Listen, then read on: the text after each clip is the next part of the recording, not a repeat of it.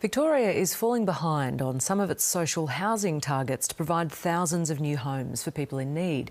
So in an effort to speed up developments, the state government's changed planning laws for community housing, removing the need for community consultation. And while that's a welcome change for some, it's left others feeling silenced.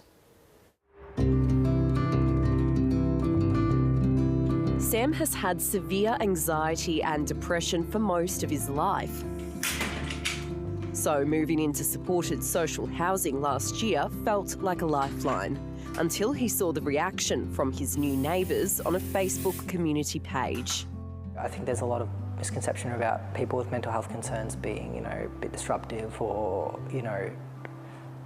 problematic. Victoria's big housing build committed $5.3 billion to build 12,000 new homes across the state.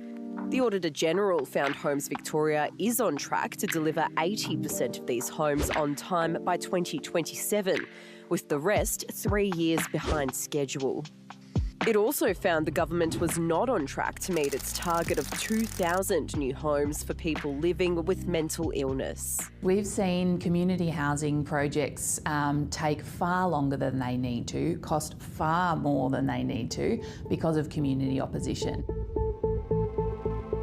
On the Surf Coast, residents are rallying against a Haven residence currently being built, concerned about its proximity to a school and early learning centre. I feel completely powerless as a neighbour, as a mother, as a resident in this area to even have a reasonable discussion about what the impact could possibly be on the most vulnerable members of our community, which is our children. We don't have residents that pose a risk to children. We don't have residents that pose a risk to local communities. Part of the reason Toohey residents launched this petition is because they felt they had no other way to make their voices heard. Legislative changes made community housing exempt from traditional planning processes, allowing this project to go ahead without community consultation. It's a decision that aims to prevent delays that can often have devastating consequences.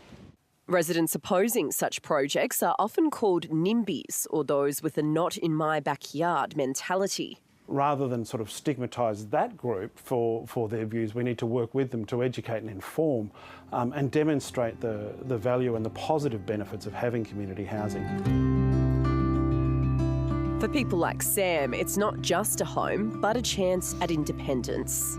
It's really empowering to be able to have your own space and have that support that's going to be non-judgmental, is going to be there when you ask for it, but also give you space when you ask for it. Natasha Shapova, ABC News.